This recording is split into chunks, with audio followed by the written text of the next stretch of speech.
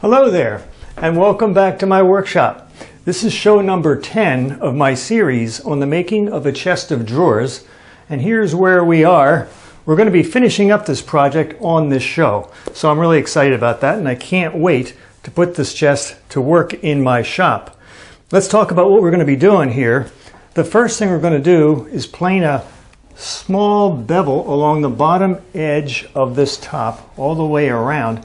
I think that's a nice feature to have on the top, and it's going to reduce the apparent thickness of this top from 1 inch down to 3/4 of an inch, and that's going to put it more in scale with the other proportions of the chest.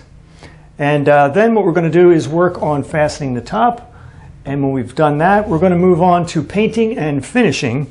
And don't worry, I'm not going to paint any of the maple. Some of you were concerned about that, but no, the maple is not going to be painted. What I am going to paint are the legs, the dividers, and some of the parts of the sides. And I really like a combination of the paint and wood grain. I think one complements the other very nicely. Let me show you an example here. This is a Japanese toolbox I made a couple years ago, and look at the beautiful grain on this pine, and look how the milk paint really just brings out the texture and the pattern of the grain. Let's see the side. The side? Mm-hmm. Okay. I just really like that, and you don't see it too often in furniture, but I like to see it a lot. So I'm going to make this chest kind of like this. This gives you an idea. Now the color, the shade of the blue I'm going to be using is a little bit darker, and here's a test piece that I did. This is the original color that comes right out of the bag. This is the color with wipe on poly, and then these are successively darker shades of this blue, and you get that just by adding more black to the blue. That's what a shade is. You just add black to a color and you get a different shade. Now let's proceed on. I think the next thing we're going to do is actually start the bevel on this top. So let's get started there.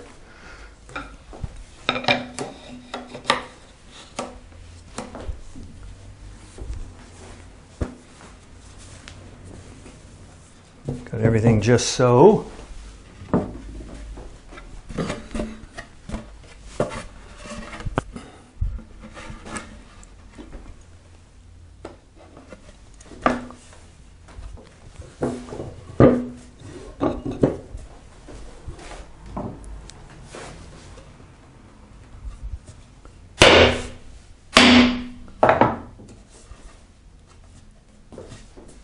Now let's talk about the planes I'm going to be using.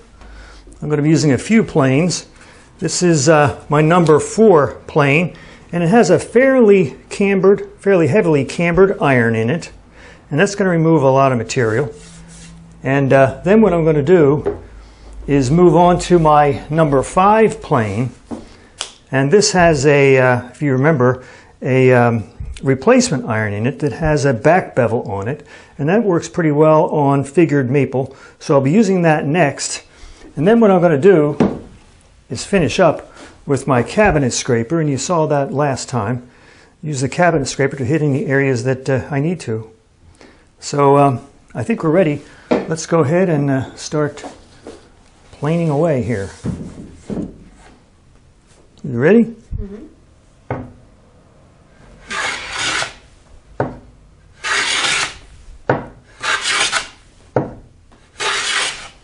Need my glasses.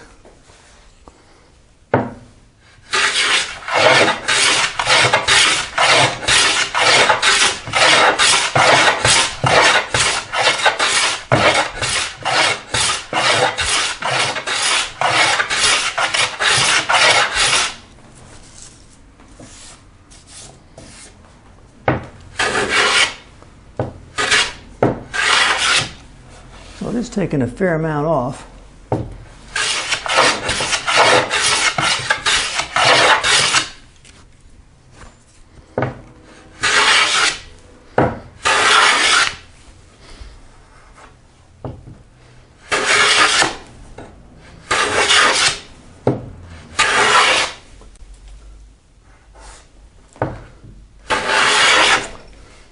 I'm going to come in from the other side here.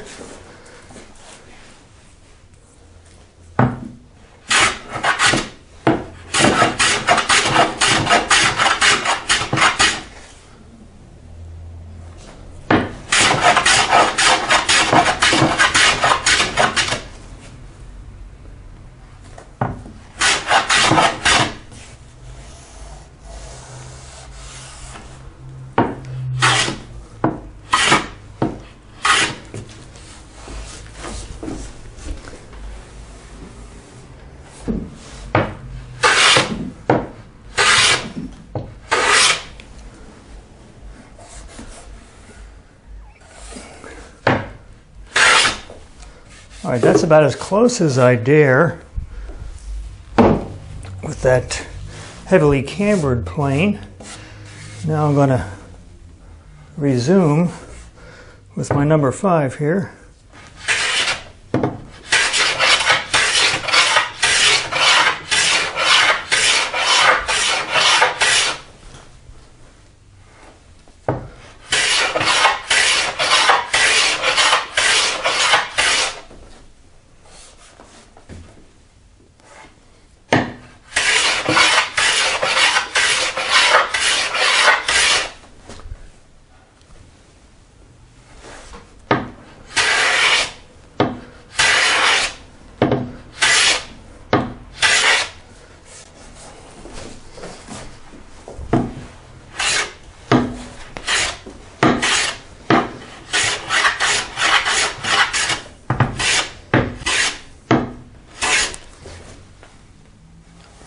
All right, that looks pretty good, actually.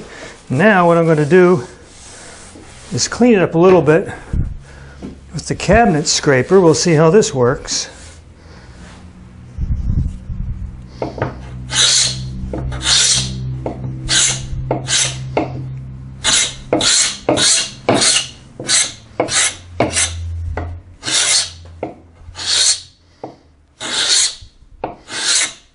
Actually, that works really nice.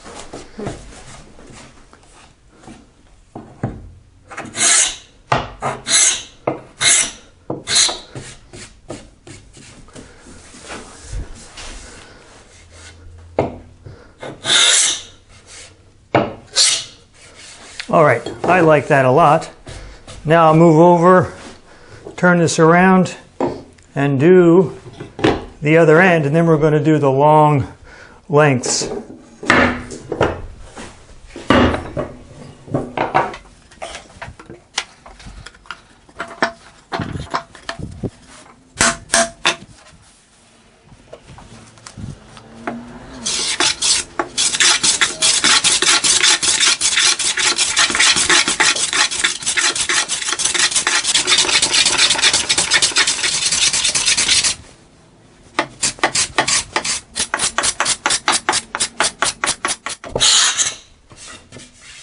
Okay, that actually went rather quickly.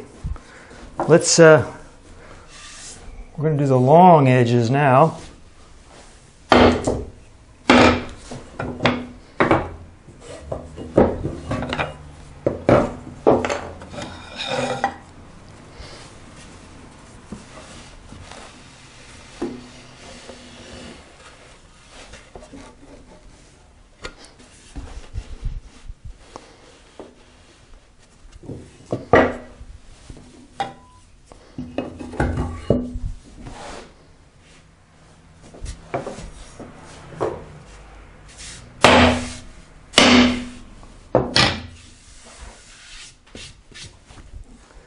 And let's see how this goes.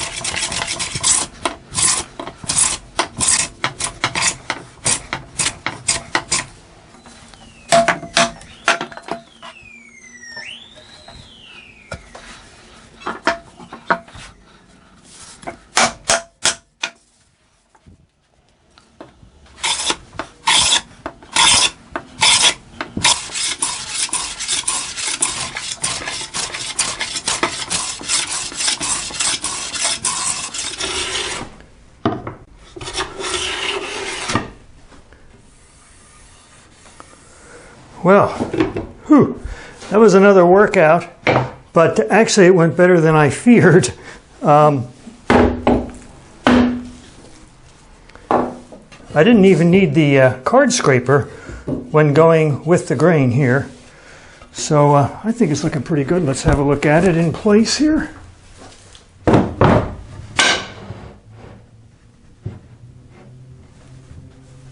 There we go.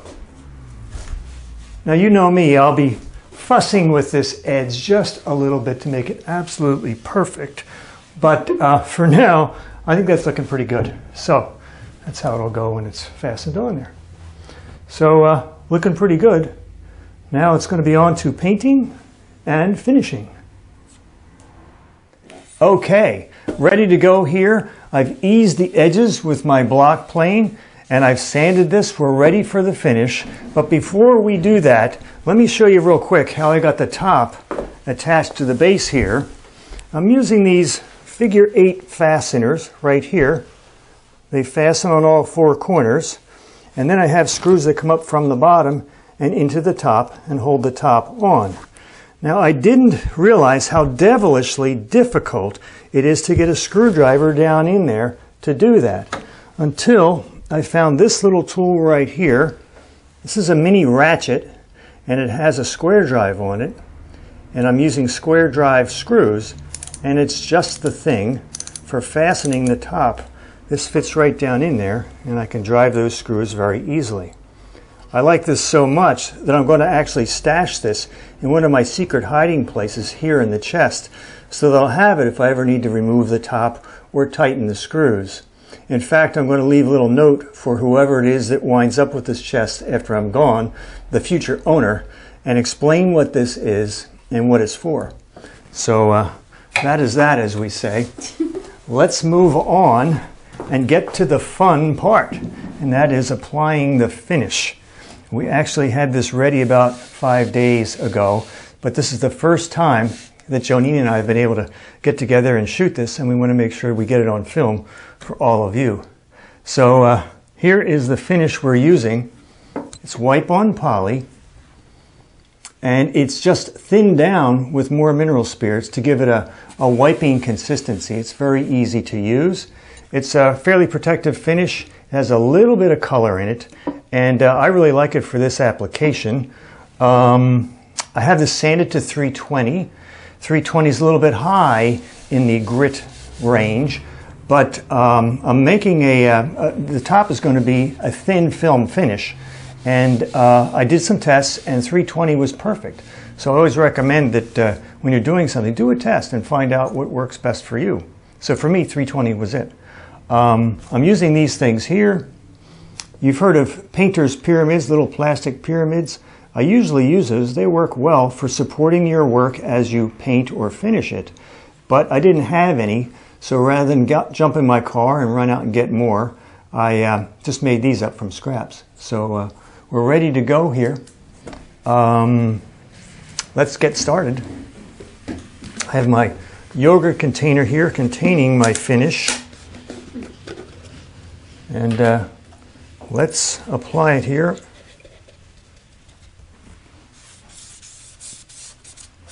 I'm using the brush just to get it on in a hurry. Look at that color jump out. And the grain.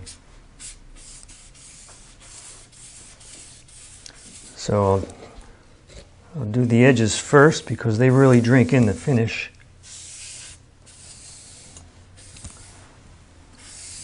Even though it is a film finish, it really does absorb into the wood. And I want to make sure that I get enough on so it soaks in nicely.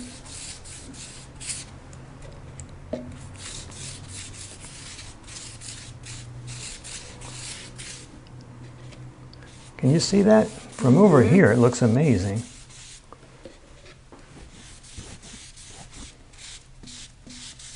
Pretty.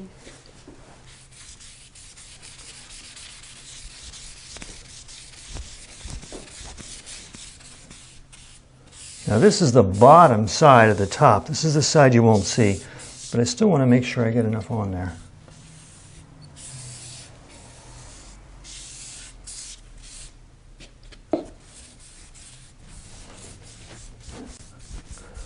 Okay, very quickly, this is the underside. It's not all that important, but I do want to make sure it's not puddled anywhere. And it's fairly evenly dispersed, and it is. And now we'll turn it over.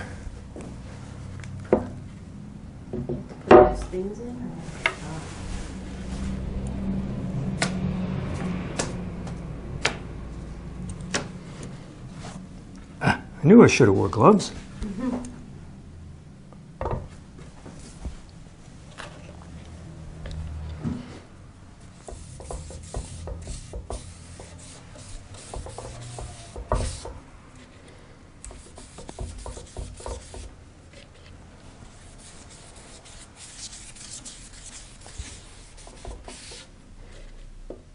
I am loving the look of this grain. Oh my.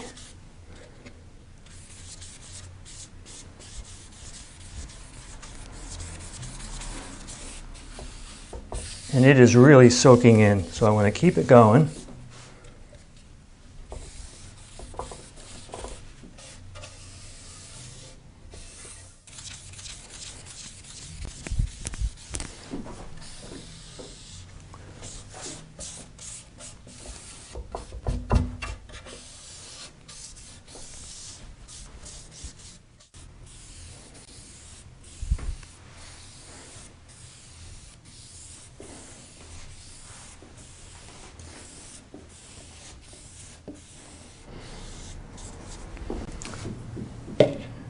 Okay, again with the towel, and this time I want to get the film layer just right.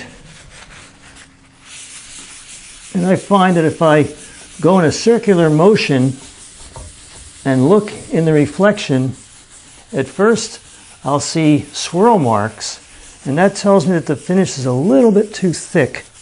But then as I go, the swirl marks disappear, and as soon as the swirl marks disappear and I have a nice shine to it, I stop.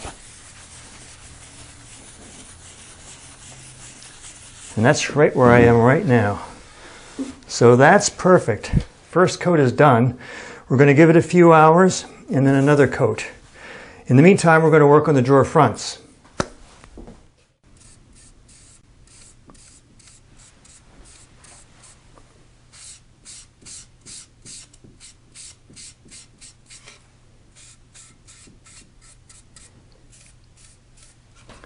I'm doing just the drawer fronts.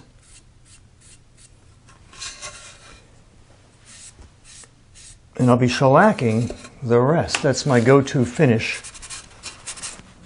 for this sort of thing.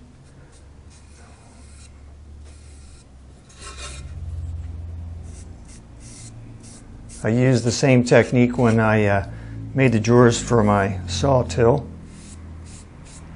I like shellac a lot. You don't have to finish the inside of the drawers. It's very traditional to just leave them unfinished, but I like the nice soft sheen of shellac.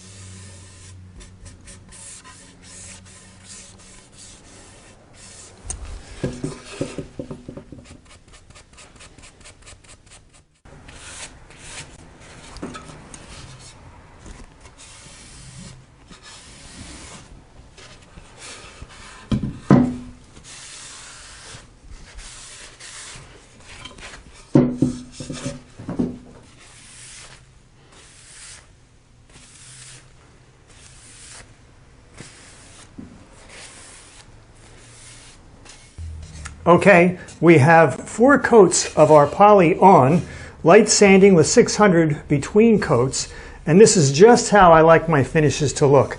It's got a nice sheen, but you can still see the texture of the wood. It's not overdone, in my opinion. So that's ready to go, and now we're ready to do some shellacking.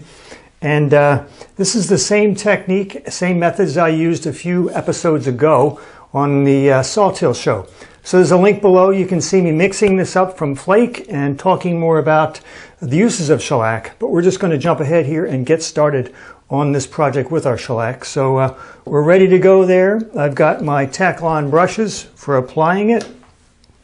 I'm also going to be using a patting technique. Let me show you that. That's using cotton balls in a cotton cloth, and then I saturate that with shellac, and that's useful too for applying it in certain areas like edges. So we'll get around to that. So we're going to do the bottoms first, one side at a time, because it dries to the touch in 15 minutes and it's easier to handle if I do it one side and let it dry. So I'll be doing the other side at my leisure, but I just wanted you to see how this works. So if we're ready, we'll get going here. Have my yogurt container as always. My shellac is in there. I will definitely need my glasses.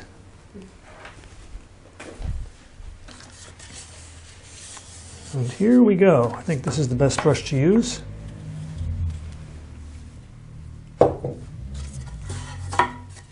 With shellac, you always move quickly.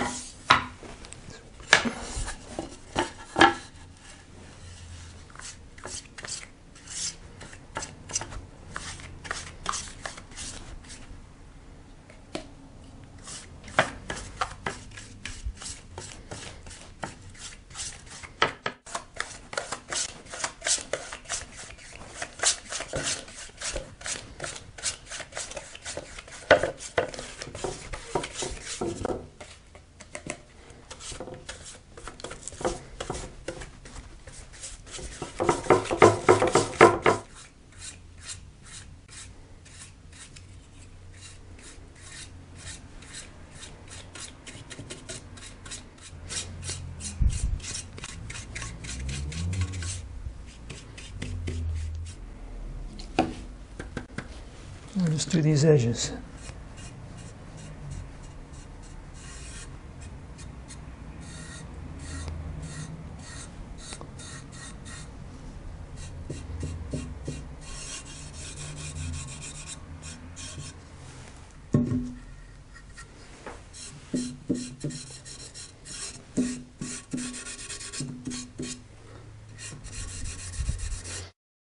All right, we have our polyurethane finished, our shellac finished, and now it's time to move on to painting. And I'm using a milk-based paint called Milk Paint, and it looks like this. It comes in a bag like this, and it's really a neat product. It's thousands of years old. They've been using it for a long time. It's very color fast and it's very durable, and it gives you a look you can't get with any other kind of paint. It comes in powder form. Here's some in a jar, and you mix it with an equal quantity of water, and what you get is milk paint. I really like this stuff, and you can see some links below of me using it on other projects. Now, for the shade that came in the bag was a little bit too light for me, so I mixed some black with it, and this is what I came up with. This is a sample piece I did, and that's the flat color there, and then I added polyurethane on top because I'm going to have a top coat on there. And you can see it darkens it up and gives it a nice sheen. But the problem was it was a little bit too dark. I put too much black into it. So I had to add a little bit more of the original color. And I came up with this shade. And that is a little bit too light. So I very carefully split the difference and Turn these the right way. And I came up with this one right here, and this is just perfect. You can see that is right in between the two. And I am very, very happy with that color and that sheen. So I think that's going to look really nice against the maple. And I like to do three-dimensional samples so you can see the light hitting it from different directions. Helps you decide which shade you really need. So I've mixed some up here, and we're going to get started.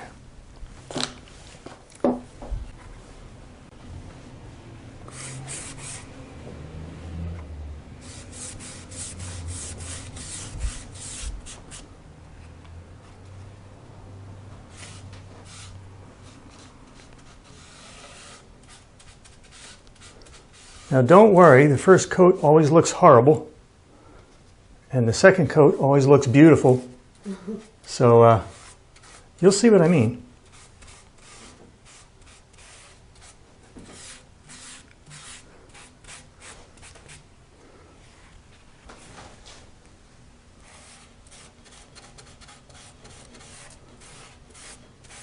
This is the underside, so I get to practice.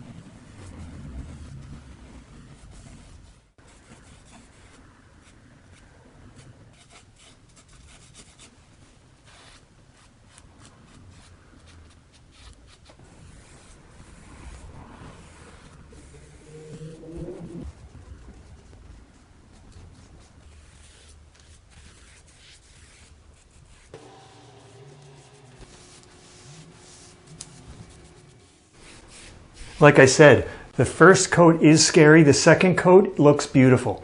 So hang in there. This is going to dry. I'm going to do a little light sanding in between coats because it is a water-based paint. It does raise the grain. After the second coat, I'm going to put on some wipe-on poly, maybe a coat or two, and then we're going to come back and put it all together, and we're going to see what this thing looks like.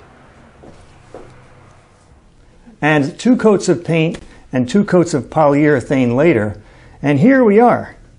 I really like this finish. If you look closely here and there, you can actually see the faintest blush of the color of the wood peeking through the paint. And that's just what I was looking for.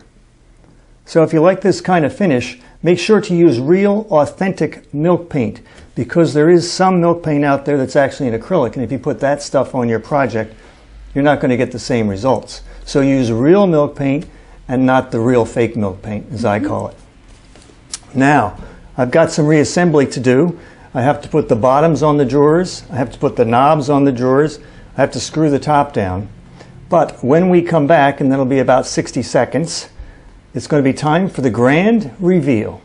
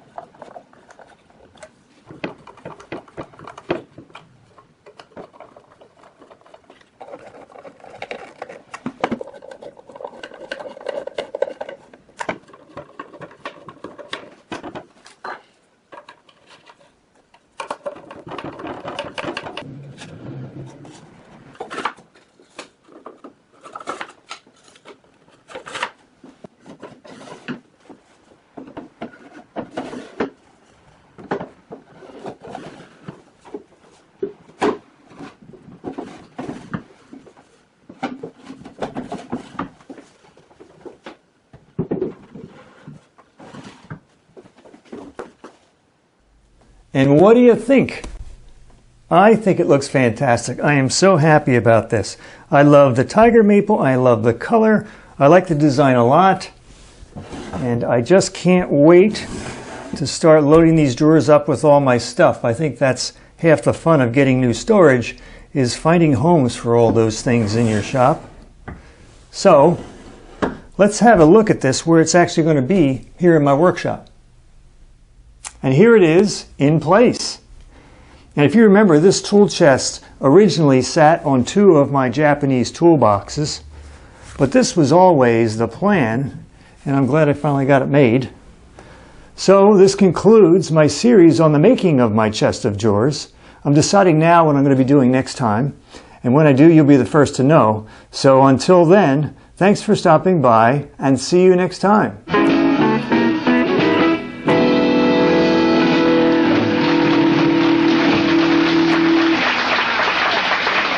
Wasn't that great?